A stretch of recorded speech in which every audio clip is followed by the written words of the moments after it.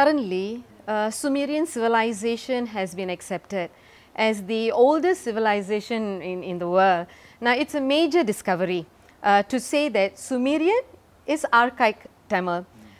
What evidence do you have, Doctor, to back up your claim? You see, I am not at all in doubt as to the fact that Sumerian is archaic Tamil.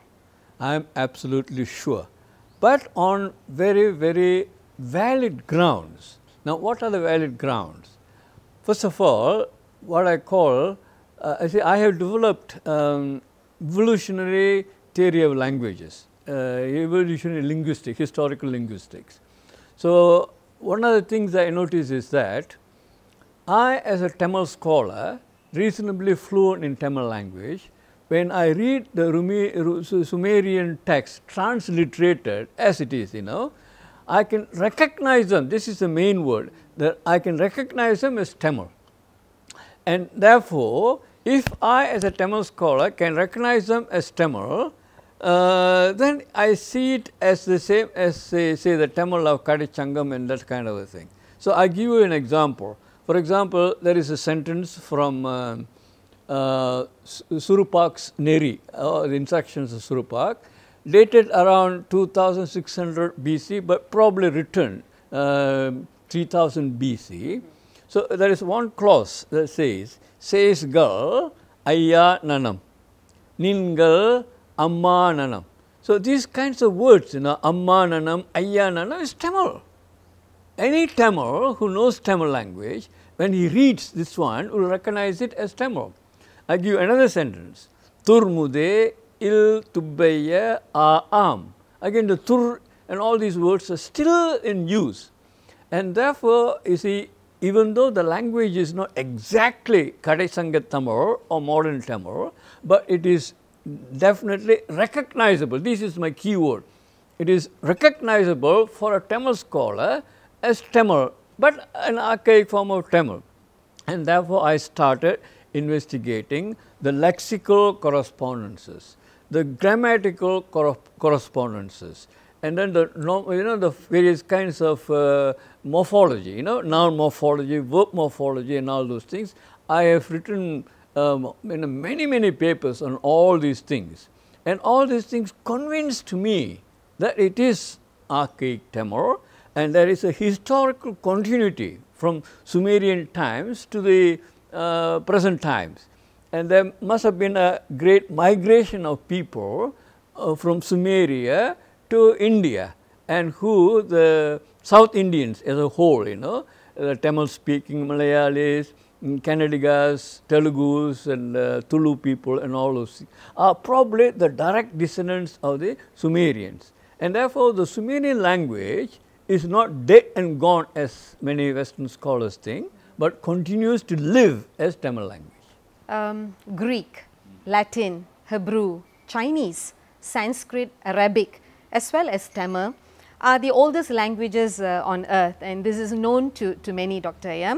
Now, your claim that Sumerian is archaic Tamil, has any other researchers accepted your claim? Well, this is controversial, but I think there is a lot of politics in it.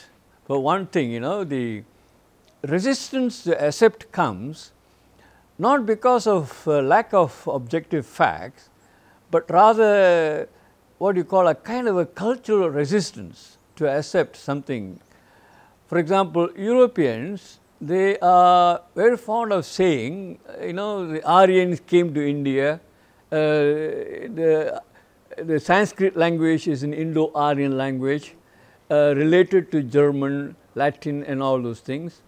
And that kind of a mythology, racial migration and that kind of a thing is deeply rooted in the psyche of the Europeans. So, when you go and tell them that Sumerian is archaic Tamil and the people were blacks, there is a kind of a resistance on their part. So, I think it is political in a way. But on the other hand, the Tamils are also very reluctant to accept it, because they have another mythology, the Kumarikannam, Lemuria and that kind of a thing. And they are reluctant to face the fact that the South Indians, the Dravidian people, actually from Sumeria, immigrants into India. So again, this is politics, but I put aside all these things and look at the matter objectively. Is the Sumerian language Tamil, Old Tamil or not? It is certainly archaic Tamil on all grounds, lexical, grammatical, morphological and all those things. In addition to that, there are cultural continuities. Let me mention just one. You can ask me later many others. The institution of Sangam and the name Kumari. You see, in Sumerian, you have Sangam for developing culture. And you also they called their land, their country Kumari. And you find that nobody else in the world have this similarity with the Sumerians. Only the Tamils have Sangam for developing language. Only they called their land Kumari. And therefore, there must be obviously some kind of a very intimate connection between the Sumerians and the South Indians. This is my thesis, the reason why I am so convinced that there is a direct link between the Sumerians and the Tamils. Doctor, Tamilians are known to be very passionate about their mother tongue, Tamil. Being a Tamilian yourself, how do you handle this research in an objective manner without any form of biasness? I may be a Tamil, I may be passionate about it, but that does not mean that I am not an objective scholar. In fact, you see, the greatness of Tamil culture is that it promotes objectivity. For example, if you see Thirukkural, Meipurul Kanbadu Arivu, that means the mark of intelligence is to see the truth.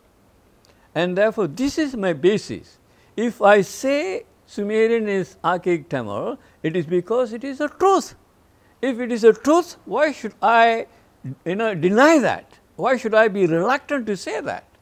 And therefore, if it is a truth for all. And therefore, I am not being chauvinistic, I am being objective in stating a truth. A truth is a truth for all. And therefore, this is my basis. I am not a chauvinist. I am a good Tamil. I am very fond of my language. But when it comes to research, it is the truth that matters. And all my studies is centered on this searching for truth.